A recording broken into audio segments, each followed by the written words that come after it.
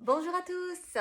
Aujourd'hui, nous allons aborder un thème qui est faut-il investir dans le neuf pour sa résidence principale? Donc, oui et non. Oui, l'investissement dans le neuf, c'est super pour plein de choses. Donc, sauf pour les amoureux de l'ancien, bien entendu. Donc, eux, on les exclut. Passez la vidéo. Mais pour le reste, investir dans le neuf pour sa résidence principale, c'est pas mal. Alors, il existe deux manières d'investir dans le neuf. Donc, c'est soit se lancer dans un projet en vente en état futur d'achèvement dans une promotion immobilière, soit faire construire son bien immobilier.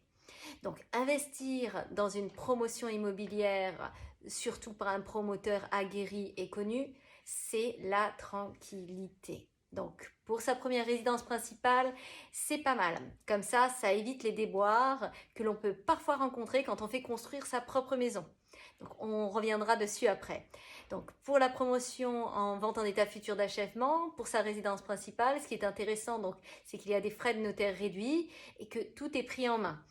À savoir qu'on vous propose un plan de départ et si la construction n'est pas encore commencée, vous pouvez faire des modifications à l'intérieur. Donc vous pouvez vraiment réaménager votre bien et le personnaliser par rapport à vos besoins. Et ça, c'est vraiment l'attrait parce que c'est votre résidence principale, que vous avez des besoins particuliers que votre voisin ou vos amis n'ont pas et ça peut complètement répondre à vos attentes.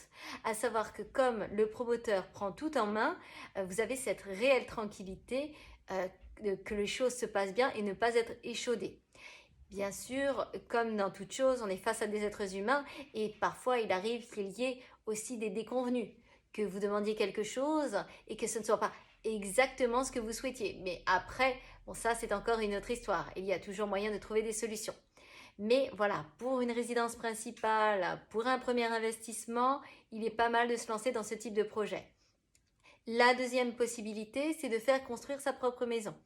Donc, il faut prendre en considération que c'est un projet qui est difficile et long, surtout pour des personnes qui ne sont pas aguerries dans le métier. Donc, je vous invite à vous faire accompagner par un professionnel qui vous aidera dans votre démarche.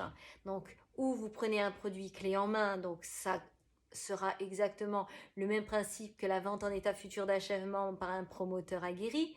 Alors dans ce cadre-là, il faudra bien vérifier par quelle personne vous allez passer, quelle société, et vérifier que la personne ait toutes les garanties pour pouvoir construire votre bien avec des garanties d'achèvement des travaux et une garantie décennale si pendant les 10 années suivantes, la maison venait à bouger. Donc ça, c'est la première des choses. Et si vous vous lancez, et c'est un premier projet, je vous invite vraiment à prendre toutes ces précautions et à ne pas passer par un artisan. Attention, il y a des artisans qui sont extraordinaires, mais pour votre tranquillité, il est préférable de prendre toutes les garanties nécessaires. Vous bénéficierez des mêmes avantages que pour une promotion immobilière, à savoir que étant donné que c'est dans le neuf, vous pourrez profiter de ces frais de notaire réduits. À savoir qu'il y a des choses qui sont aussi très attrayantes dans le neuf, donc bien entendu, si vous faites construire vous, l'aménagement correspondra à vos demandes et à votre besoin, mais vous aurez aussi des biens qui répondront aux normes actuelles en termes d'isolation thermique et phonique, donc qui apportera un réel confort de vie au quotidien, ce que parfois l'ancien n'apporte pas. J'ai bien dit parfois, bien entendu. Donc, écoutez, j'espère que cette vidéo vous permettra de vous lancer dans votre premier investissement en résidence principale dans le neuf, dans les meilleures conditions. À très bientôt pour une prochaine vidéo.